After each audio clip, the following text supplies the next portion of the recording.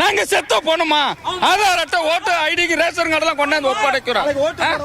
ஓட்டு போட வந்து என்ன வரைக்கும் தான் நின்னுகிட்டே இருக்கிறது?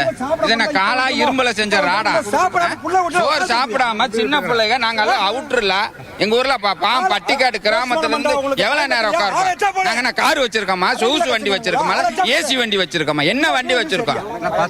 6:15 வந்தேன். 6:15 எத்தனை போன் பண்ணி இருக்கோம்னு பாருங்க. இன்னும் ஒரு பாடி கொடுக்கலாம்.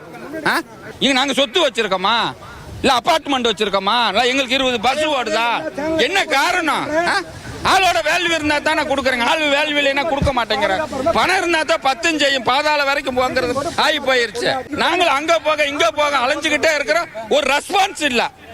கவர்மெண்ட்னா கவர்மெண்ட் ஸ்டாப் இருந்தா ரெஸ்பான்ஸ் இருக்காப்பா. கூலிக்காரனுக்கு ரெஸ்பான்ஸ் இல்லையா? கூலிக்காரனு கேட்டு எங்க கேட்கறது? அவரு எவ்வளவு நேரம் நின்னுக்கிட்டு இருக்கிற கேட்கல. ஒரு ரெஸ்பான்ஸ் இருக்கா? அப்பா അധികാരികൾക്ക് റെസ്പോൺസ് ഇருக்கு, അമച്ചറുകൾക്ക് റെസ്പോൺസ് ഇருக்கு.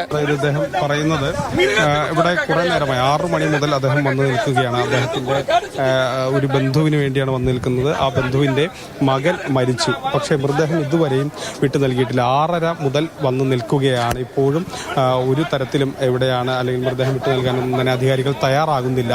അല്ലെങ്കിൽ അതിന്റെ നടപടിക്രമങ്ങൾക്ക് വേഗത പോരാ എന്നുള്ളതാണ് അദ്ദേഹം പറയുന്നത്.